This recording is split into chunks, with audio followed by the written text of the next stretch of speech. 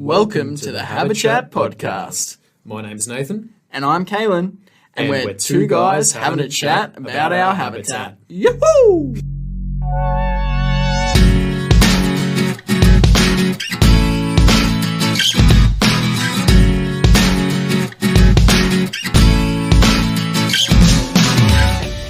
Hey Nathan. Kaylin. Do you know where milk comes from? I don't know. From a milk carton? Stay tuned to find out. And we're live. And we are. Or just recording? I mean, there's a red light. There's a red light involved. I mean, we're live right now. We are alive. Yes, we are alive, but are we live? We are two lives. Oh my god, I just got that. Alive. It's like a life. One life. Oh, what? No, alive. I'm alive. I'm a life. Nah. No. Oh. Can't be that simple. No. Did you just debunk that? Did you just debunk the English language? I think I Did you just debunk everything? Broke the English language. So, some scholars are just like, oh my god, he's figured it out. It's not that complicated. There's just like an English lit student at like a chalkboard. They're like, oh my god, this person's just figured it out. What? Big equation on the chalkboard. No, they're Cool, probably man. all rolling their eyes at us. Yeah. How are you, Nathan? I'm good. How are you? I am also good. I am good. I'm sick of ice in life, but I am good. Yeah, same here. I am over it. I am ready to go outside. Yeah. I got into a really bad habit of just wearing lazy clothes and then not really putting any effort in because I wasn't going out of the house. So I was just like, get up, put some lazy clothes on, or have a shower, put some lazy clothes on, go to work, in inverted commas, go to my study and start working. Yeah. And I'm like, no, I need to start doing more self-care because that gives me purpose. Yeah. It sounds really weird, but I think it's because I've been doing it my whole life. And then as soon as you stop doing it and you start shaking that up, it's like, oh, I feel a bit weird. I feel really strange. Yeah, that's... Yeah, do you feel the same? Yeah, definitely. It's interesting to sort of become aware of like when your routine gets shaken up like this, how much it affects everything else in your life, like psychologically. And it's like we have these routines in place and almost like rituals to get us in that zone of like working. And I suppose like that place of work is that mental space that we go into. Yeah. You know what I mean? Yeah, I suppose it's like that mental prep, your daily routine is like your mental prep into your day. Yeah. And working. And yeah. Anyway, so I started actually putting on proper clothes and doing some... I'm glad you're wearing proper clothes some now. routines. Yeah. Don't worry. There's actually pants on below this. Yeah, just to clarify, there is pants being worn in this. There is pants. Yeah. No, I went and bought some new clothes. As soon as clothes shopping was allowed, I was like, okay, I need new pants because I have none left. They all have holes in them. So off I go. So I went and did it, and I feel good. I feel good about myself now. This just made me more keen for ISO life to end, though. Yeah. Amen, brother. So what's the topic for today? What are we talking about today, mate? Yeah, the podcast, the thing why we're here. Let's talk about that, shall we? Let's dive in. Yeah, let's do it. Head first. No, so we are talking about farming and the future of farming. Oh, love it. Yes. So, what does the future of farming have in store for us? That is the big question. What has food got in store for us with this ever-changing natural environment of ours, with this climate change? So that is what I've had a little look at. This is one of my deep passions, farming and growing food. I mean, you've known me for 5 years, 4 or 5 years About now. that, yeah. And I'd say you're That's one of the things I'd say about you. You're very keen on farming. Yeah. I remember I think our first conversation was about your plants on your balcony. Yeah. Where you were living at that time, and I was giving you some advice. Yeah. I did think it was very what a loser going. I did think it was very inconspicuous party. that you had a bit of wheat straw coming out of your mouth. I was like, there's something there's something very perplexing about this character. Also the checkered shirt and the overalls. Yes, I think that gave it away as well. And my hick accent. I don't know why I went to an American farmer then, but anyway, I don't even know if that is an American farmer. Just to stroke the stereotype, I suppose. Yeah, exactly. Damn this westernized culture.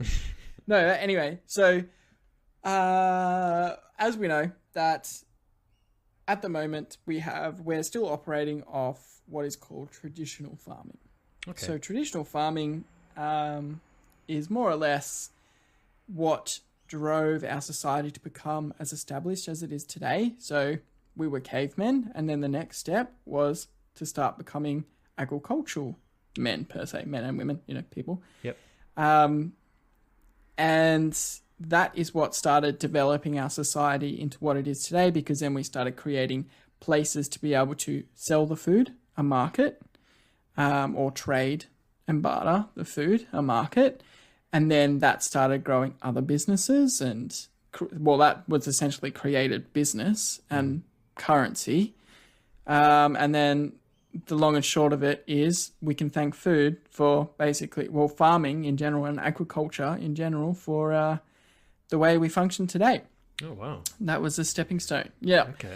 So obviously with human evolution, agriculture has become really critical with our development, but where are we now and where do we stand now?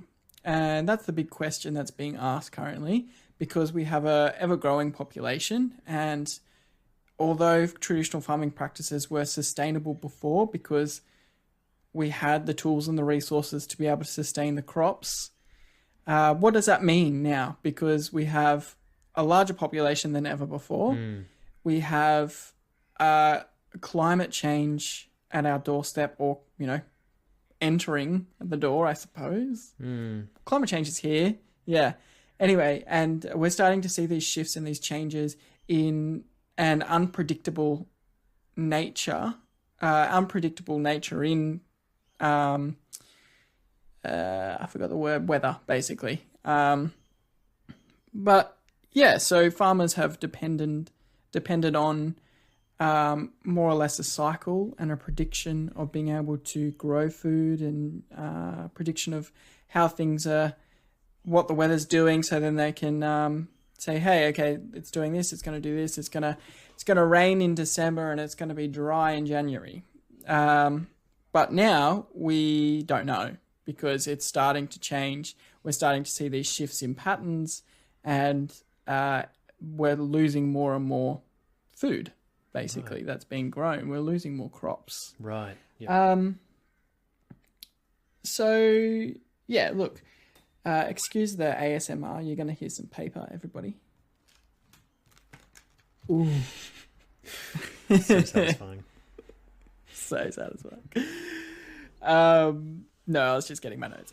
So, okay, so basically, we need to understand how we can change how we grow food.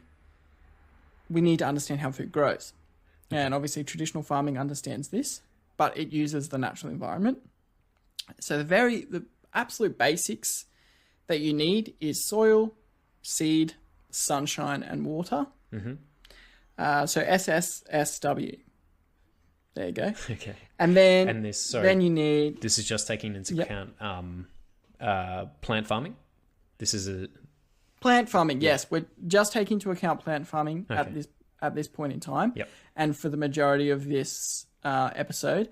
But I will touch on meat farming towards the end. Yeah. Okay, so then you need the natural, as evolution has created, you need pollination through bees and insects. You need microorganisms to be able to support the plant growth underneath the soil. And then you need manure or fertilizer to be able to create nutrients in the soil. It's like that cycle coming back. So basically the plant is grown, we eat it, we poop it out, it turns into soil. The plant is grown, we eat it, we poop it out, turns into soil. Gotcha. So it's like basically the circle of life. Yep. I'm assuming that was a reference to The Lion King, maybe? Or... The Lion King? Yeah. I think I nailed it too. Yeah, okay. But the thing is we have constraints of the traditional farming, and that's our environment. So traditional farming requires a paddock, you sow your seed, you create your crop, and you're dependent on the natural environment because that is where it's being grown in. So we can see recent studies have shown that climate change has reduced production of crops by 25%. That's a full quarter. Oh, wow. And pests, the UN suspect that pests, so things that eat, whatever eats that thing that you're growing, so pests actually contribute to 20 to 30% of crop loss as well. Oh, okay. So the less likely there's going to be organic farms because, the use of pesticides isn't necessary. And are those two? Are those two sort of like correlated in some way or another? Like the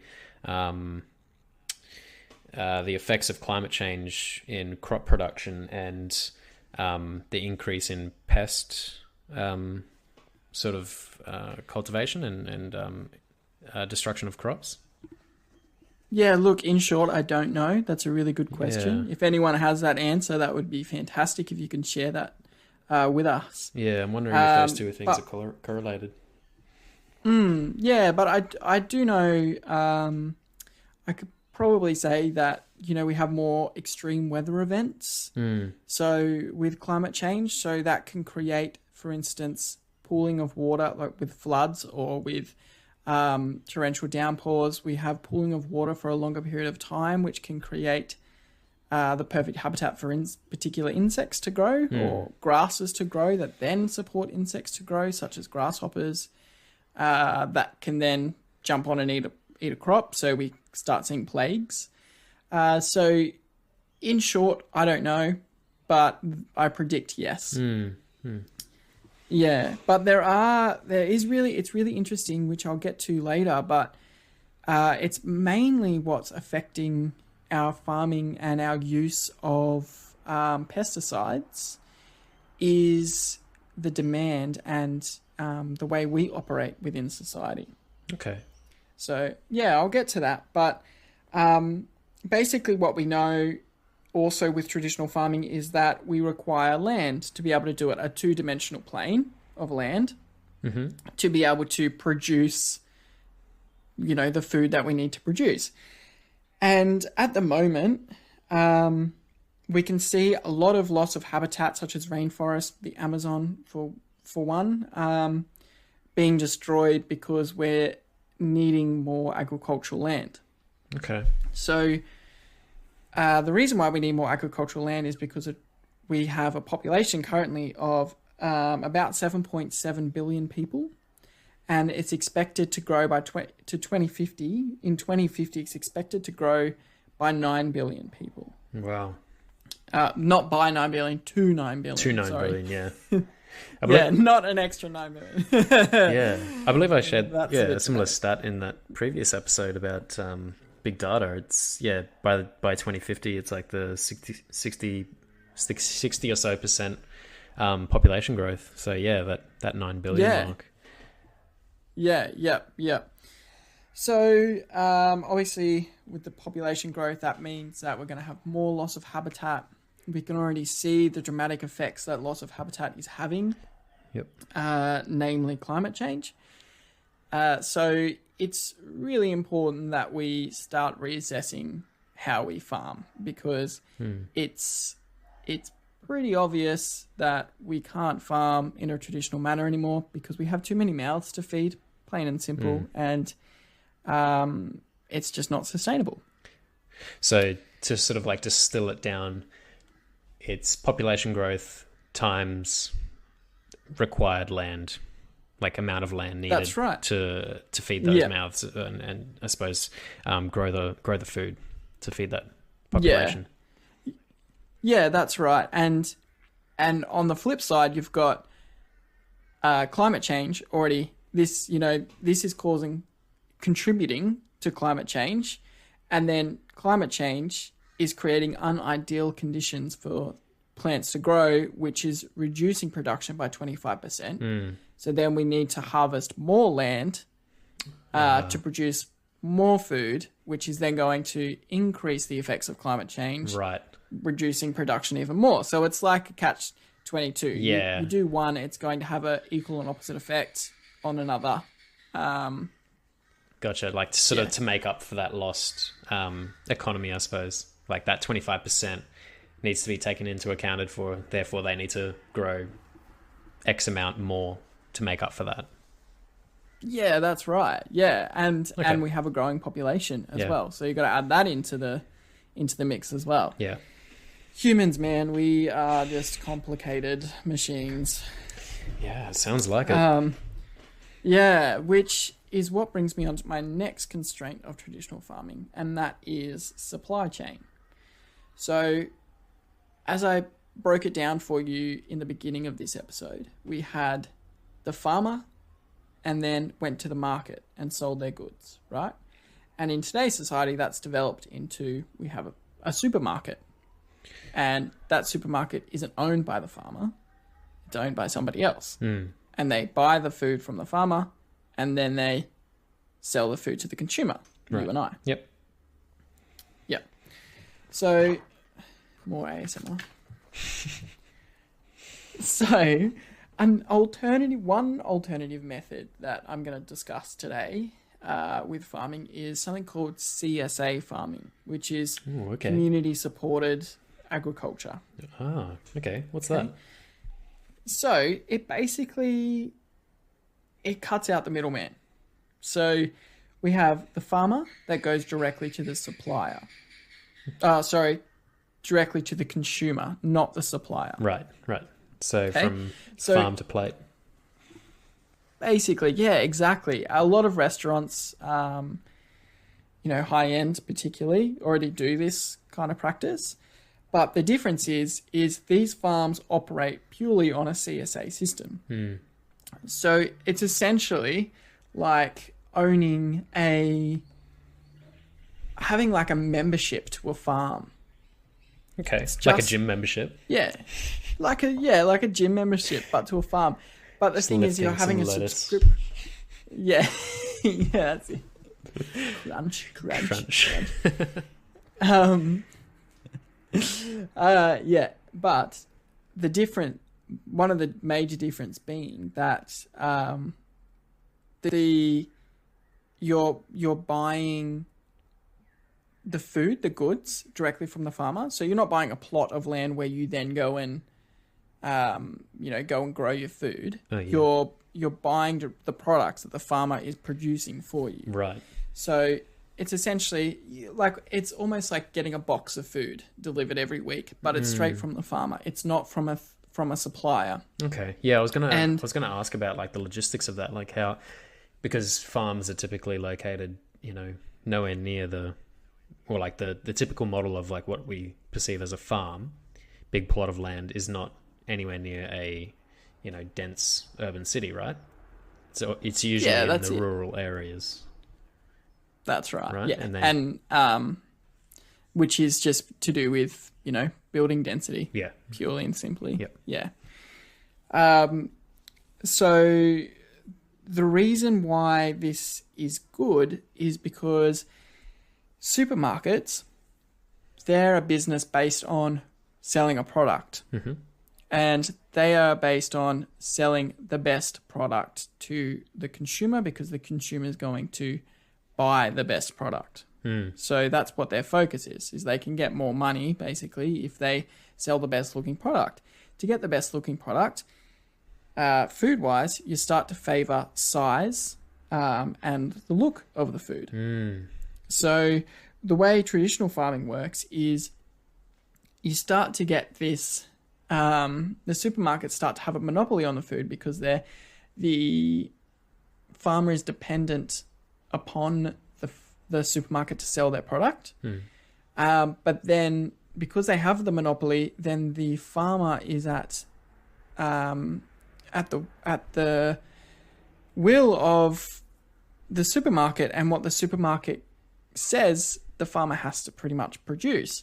And in order for farmers to produce big, good-looking products, they need to start intervening. And to do that, that's when you start getting pesticides and extra fertilizer, things that start to actually hurt the earth that the food is being grown on, or to produce a better-looking product that's not necessarily any better for us. It's probably actually worse for us.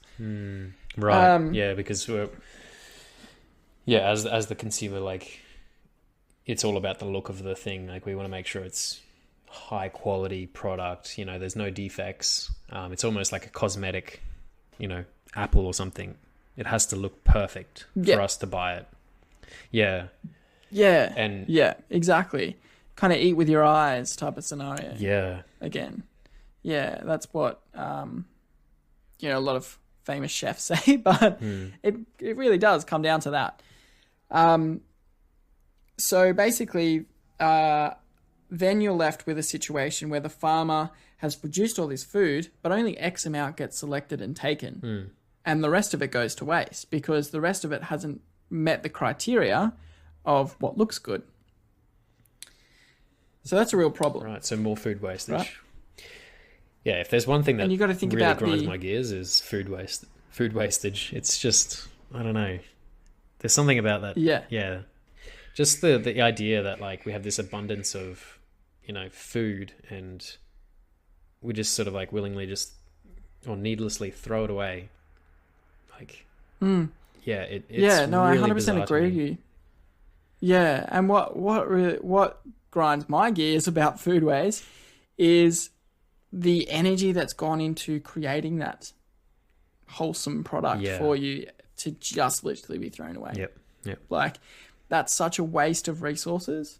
So you can see why traditional farming doesn't really cut the mustard anymore, and why CSA farming might actually help, because you're basically being given you're given what you're given. Basically, and it's wholesome products. So therefore, the consumer being able to get straight from the farmer cuts out the middleman, cuts out that dictation, and therefore reduces dramatically on food waste. So what's produced is then divided up into the boxes and then goes to the consumer. Right. Then it's up to the consumer whether they eat it or not. They have that choice then. It's not the supermarket dictating what they can and can't eat. Yeah, right. So that essentially gives, cutting out that middleman means it has an economical impact, because the consumer is saving money because the farmer, there's no markup on the farmer's price with a third party involved. But then the farmer can increase their prices so the farmer can make more money.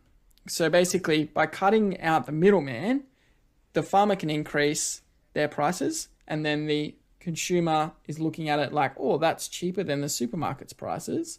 So because you're basically dividing the supermarket's profit margin cut in half. Yeah, exactly. So it's really good in that sense. But that gives the farmer more money and more time to invest into the products that they're producing. So you're then left with healthier products. And that's through methods of like permaculture or organic farming. So at the end of the day, everyone's winning. Yeah, right. Cut out the middleman. It's as simple as that. Yeah, that's right. So the sustainability points towards CSA farming is there's better farming methods that don't hurt the earth. Less transport or energy used through transport and food storage, such as refrigeration and all of that freezing avocados, for instance. There's none of that. And you're eating seasonally. You're eating things that are growing at that time of year, which is apparently better for your body to eat seasonally. I don't have any research to back that up, but I've heard that from the grapevine. Yeah, that's interesting. Yeah. Just the seasonal aspect of it, like how that works. It must be some sort of like circadian rhythm of the body knowing what time of year it is. But yeah, if anyone wants to sort of call us up on this and provide some research on this, we'd love to know about this. Yeah, because we are literally just spitting chips right now. We have no idea what we're talking about. Yeah, okay. So the things that the CSA farming is not perfect though, because we come back to that land required to produce the food. So that's the I suppose the sustainability points against it is that you still need to have a two-dimensional plane of land to be able to produce this food. Yes, through like permacultural methods, you're producing less overall because your production value is a lot higher. But at the same time, you're still operating off that two-dimensional plane. Yeah, right. So that's where we get to our second method of farming. The alternative. Yeah, okay. Method. The alternative to this. And that is high-tech farming. High-tech farming. So that's high-tech farming. High-tech farming. This sounds juicy. Juicy like that watermelon that's produced by the high-tech farming. Yeah. Yep, damn right. So tell me about high-tech farming. What is this? So high-tech farming has been derived mainly to solve the land two-dimensional plane issue. So the land required to plant food, basically to grow your food, is solved through vertical farming. Cool. And vertical farming needs to operate in very specific conditions to work. So you need technology to influence everything, hence making it high tech for the food to grow. Right. Yeah. So essentially with vertical farming, you're getting, which then gives you the optimal conditions to be able to grow that specific type of plant. Because you can control everything from the amount of water that's going in to the nutrients to even the light color, that you know that this particular plant grows under a specific light color, then you can change that light color to help that plant grow. Right. And using all these things, you can alter things like the time it takes to grow, even all the way down to the flavor of the product as well. So you're literally controlling through nature. Those environmental controls, you can like basically modify the outcome of that crop. You're not just relying on like the natural aspects, like of growing it outside. Yeah. So you're actually literally, this is kind of like taking that cosmetic idea of like perfect crops, but it's actually doing it in a way that's intended. That's right. You know? I would say it's more controlling. It's controlling. So it's not altering, it's just controlling. So you okay. Yeah. Yep. You can't make a lettuce taste like a potato, but you can make a lettuce taste. Oh, damn it. Oh, yeah, I know, so bro. But you can make that lettuce taste damn good, Yeah. Or less like flavors. The best lettuce that you've ever tasted. Damn right. Yes, that's right. Yeah, okay. Yeah, so right, okay. So with this, it has really great environmental offsets, which is it uses 95% less water, for example. Okay. Because you're controlling the amount of water you're not just dumping a whole heap of water hoping that some of it gets sucked up. You're literally controlling, the amount of water that plant is consuming. Right down to like the drop. Yeah. Yeah, right. Damn right. To the particle even, Yeah, yeah, right. So then you can, with it being vertical, you can inadvertently increase your land size. Oh, sorry, directly inadvertently. That's like the opposite of what I was trying to say. You can directly affect the land size, And you can increase this by 320 times. So if you've got a meter... What do you mean by that? So if you've got a meter square, okay, of Yeah. land size, you can produce 320 meters squared of product. Yeah, right. Yeah. And is that like a... Because I'd imagine like that third dimension, as you were saying, like, you know, typical agricultural farming works on that two-dimensional plane. So that's limited to, you know, the amount of area taken. So now we're taking into account like the third, you know, Z axis. That's right. Now it's like, you know, 1 meter squared of area. Does that become not infinite, because that's, you know, unreasonable to say that, but, you know, because you can't build into space and keep vertical farming, right? Yeah. You need to work within these conditions. But is that 320 meters squared to a point of like sustainable growth? Yeah. Like I'm guessing so. Yeah, that it's to a point of where, you know, the amount of consumption of energy you're using to then grow those products. Yeah.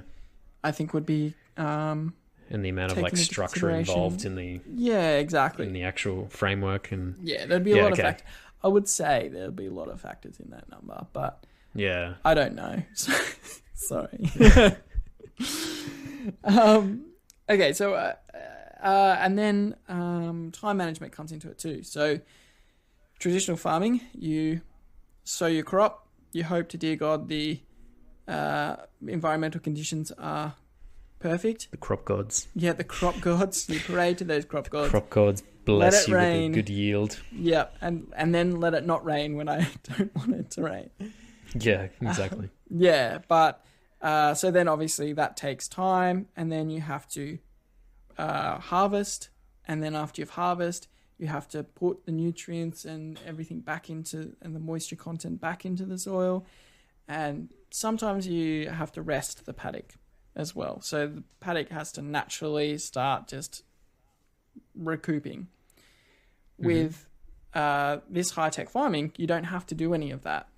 You literally just plant, Right. and then you sow, and then you plant straight away again. So you're eliminating that rest time, essentially. So you're creating efficiency there, but because you're creating the optimal environment for that specific plant to grow, it's going to grow the fastest it can possibly grow.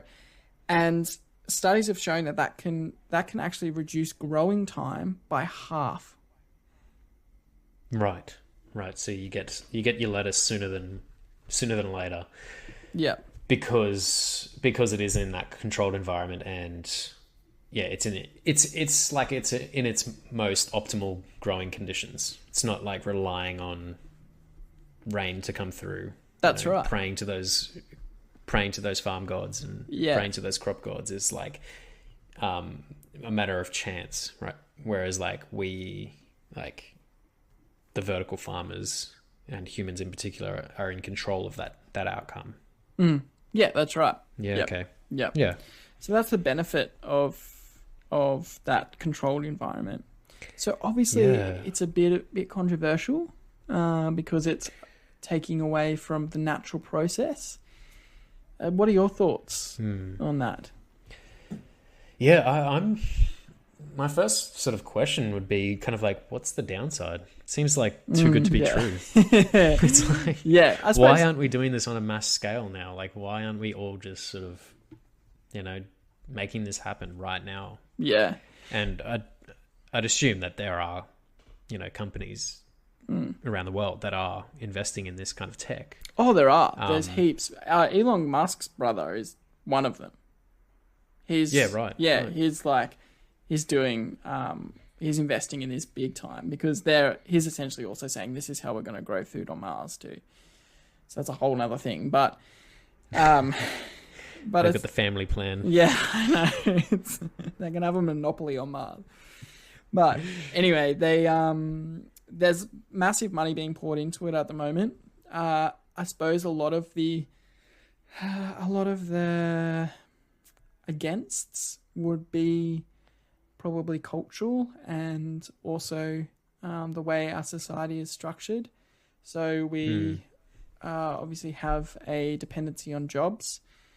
If you can imagine farming going, that's no farmers in rural communities. What's a rural community then? Yeah. Yeah, I suppose it's like it's creating another problem of if we're relocating our farms to dense cities. What happens to the livelihoods of those farmers out in rural communities? Yeah, but not all hope is lost on that on that front, because, like I brought up last week in your episode, is dependency on resources.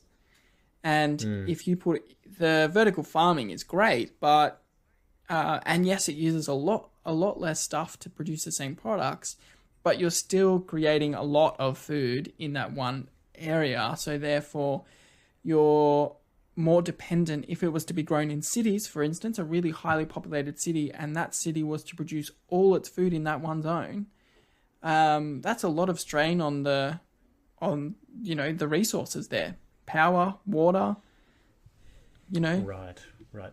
So yeah, it's also taking into consideration like the natural, like the how it's powered, all the natural resources that it's going to be consuming in that local environment.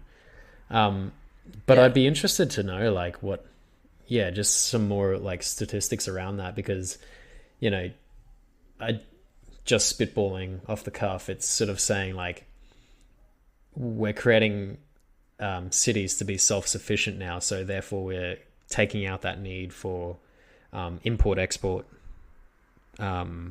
logistics and stuff. So we don't need to buy an avocado from halfway across the world. Yeah, we can just create it in this artificial environment in a skyrise that's just been like retrofitted for this purpose. Yeah. So I'd imagine that would be like disrupting a lot of like global economies at the same time. Yeah, perhaps. Yeah, I'd be really interested to know that information as well. If anybody has anything to say on that, that'd be fantastic. Yeah, because right now I'm like, what's running through my mind is like, literally, why aren't we doing this right now? Like, drop everything. Yeah, yeah. We could solve, so many problems with this. Yeah, everyone quit their jobs and just start becoming vertical farmers, because that is where the money is. Everyone is a farmer. Everyone is a farmer now. Food is in abundance. If there's one thing that we've learned from this episode is that everyone is a farmer now. Yeah, exactly. Yeah. No, but it's really exciting, and like I'm really excited to watch that space of where this goes. Oh yeah, because I definitely. It seems revolutionary, and if we've got the resources and the technology available to us, it seems like it goes hand in hand, and it just sort of like it fixes that problem. Like it's one of the biggest, like if not one of the biggest problems in the world today. Yeah, that's right. Famine is the food scarcity, and yeah. We need to feed the world, and it's not a new problem. We've always had famine around, especially with our growing population. A lot of third world countries suffer from famine, and if we chuck on an extra 2.3 billion people, that's an extra 2.3 billion people in famine, because we can't sustain food growth for our current population, let alone extra. So there needs to be a solution there. I'm just sort of like, as a thought experiment, like I'm very concerned of, if we do solve that problem of food scarcity, then what does that do to the population strain? With the with food being so readily available now, will that population growth just 100x or 1,000x? That's a because concern. of that solution. Like, and then what problems does that create in the future? Yeah, that's because really of good. that. It's like it's sort of like one solution leading to another problem. It's like, oh man, like you think you've won the battle, but it's just it creates these new offsets. Yeah, seemingly unrelated, but then when you do the research, it's like, oh, actually, that solution that we did back in you know, that solution of agriculture that we had back in the pre-industrial area, you know, it actually it actually caused a lot of problems nowadays. Yeah. So Exactly. I wonder how that's actually going to roll out in the future. And Yeah, with a solution as comes technology problems. as technology gets more advanced, you know, are these problems going to get even more complex? I mean, it's sure going to leave us with plenty to do in the future. Yeah, exactly. Yeah, there'll be jobs created around it, so that's fine. That's fine. That's right. Problem Yeah. solvers. That's right. No, but then you got to think of too, just spitballing. You got to think of natural resources. We'll still be dependent on natural resources. So food, say we've managed to control that and play God with that. Let's say that we now live in a society where we can do that. We still only have X amount of water.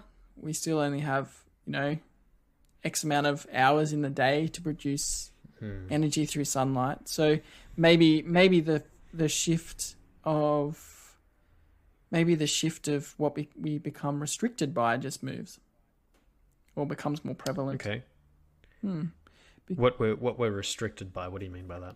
Yeah, well, the other constraints we have in society, maybe that's what then dictates our population growth again. So, like I mentioned, like water.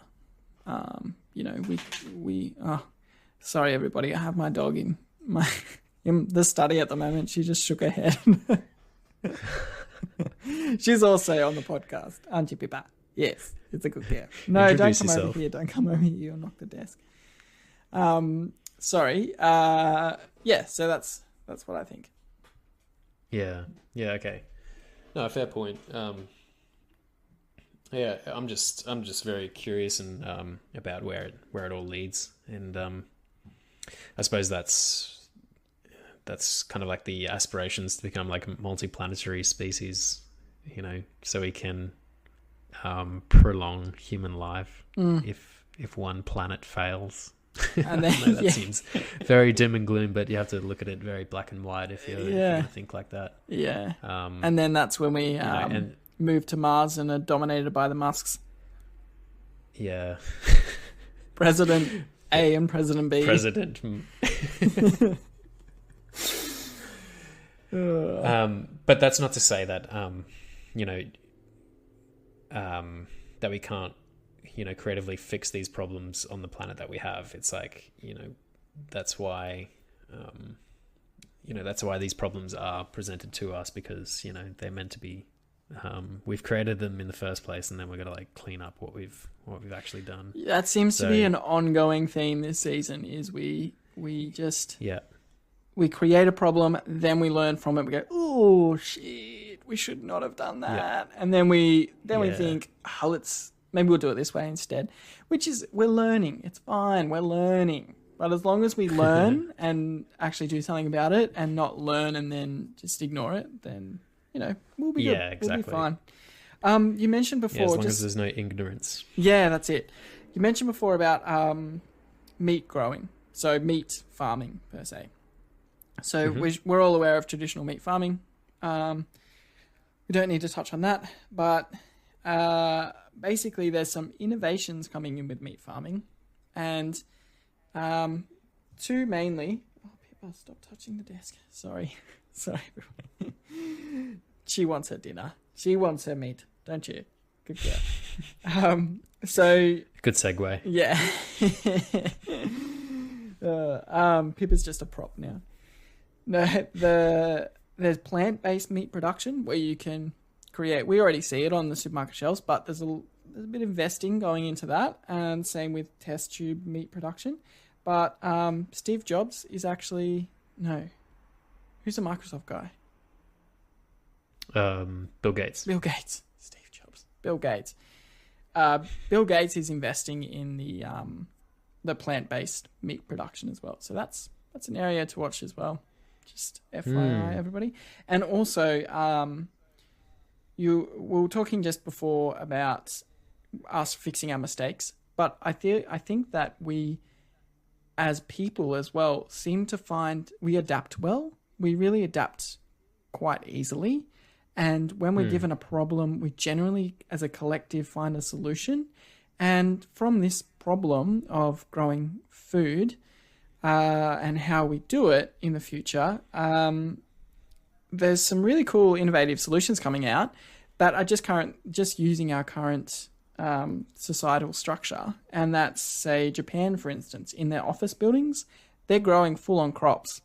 They're growing like rice paddies and like beans. You know how you have plants in office buildings where they just made all their plants edible.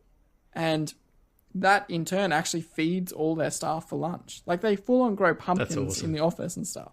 It's super cool. That's so cool. Yeah, so that stuff's coming out of Japan. And then you've got even locally here, Nathan, where we're based in Brisbane, you've got Brisbane City Council. They're doing something with their nature strips. Basically, people who live in that street or whatever, you can grow food on the nature strip if you want to. Or in their council-based gardens, you can grow food in the council-based garden beds. You can plant. Oh, that's excellent. Yeah, so it's just little innovations like that that don't really require anything. It's just, hey, let's implement this now and do it. So, I mean, you think about the Brisbane City Council to do that, it wouldn't have cost them anything to do that. It's just basically they say, oh, FYI, everybody, you can do this now. And then people are, local cafes that I've seen are doing that. They're planting food in the council garden beds and actually utilizing that space. So it's really, really good. That's fascinating. It really, it really sort of touches base on the point of, we've discovered this like huge agricultural phenomena, and then, globalization happened, and we could send, veggies over the ocean and to another country, and then it sounds like we've realized, oh, that's not actually sustainable.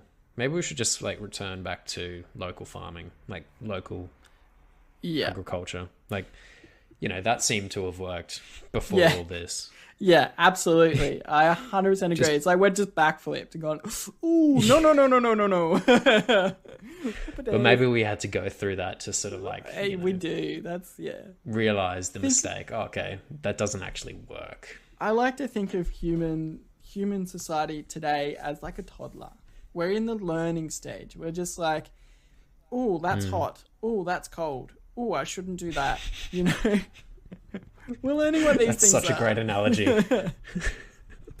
And we will get there with patience, but also guidance from each other. Yeah. Yeah, and no, that is like a very, I suppose, as kind of a, I don't know, simplistic as that analogy was, that we are like in a very infant stage. Like, I totally agree. I think it's just a matter of, we're just slowly waking up. We're slowly becoming more aware and of our own kind of like actions and outcomes. Yeah. So it's like, oh, we're not egocentric anymore. We're not thinking just of ourselves. We're thinking globally now. Like, we've experienced globalization. Yeah, we've thrown our knot in with it, with like everything to do with that. We've realized that's not sustainable for the whole. What we can do is more, focus on ourselves and focus on our local communities and taking care of that. That actually helps the whole, instead of, just thinking about, how do we boost everyone. Yeah. Yep. 100. Absolutely. All right. Well, that's a wrap. A sustainably grown wrap. Lettuce wrap. Yeah. Oh, damn. No, that was really interesting. Thanks for sharing that. That's I'm sure that everyone has, well, at least I've got a, definitely got a insight from that. Yeah, good. I'm well aware of vertical farming and the benefits that come with that, and also CSA. Yeah, I'm not going to be surprised if you don't put all your money into vertical farming after this, because look, the way you're talking about it. I'm converting this room into a vertical farm, right? Oh, dang. No, that's awesome, brother. Yeah, cool. Well, look, my main mission is just to get the conversation happening, and that's what we're trying to do. So if anyone has any input on this topic, or if I've completely misconstrued you and this is what I've said is all wrong, please let us know. Please let us know. Let us know on our socials. Let's continue the conversation and make people aware. You know, it's just good to talk about these things because they're happening. They're happening now. So they're happening now. Yeah. And the main thing we can do is talk it out with conscious conversation, and really explore, you know, how to fix these problems and find the solutions that will ultimately inevitably lead to another problem. But hey, we'll fix so that you one concluded. Look, real talk. Real talk. Let's just be black and white. That's it. No shades of grey here. But yeah, everybody, if you haven't liked us on our socials, jump in the description. You'll be able to find some links. And peace out. Awesome. Have a good day. Have a good day, everybody. Thanks for tuning into this episode. We hope you've enjoyed this chat. Please feel free to join the discussion by finding us on social media. Here we really encourage our listeners to get involved and extend the conversation. If there's a topic that you'd like us to talk about, drop us a line. From the Habichatters, have a good day.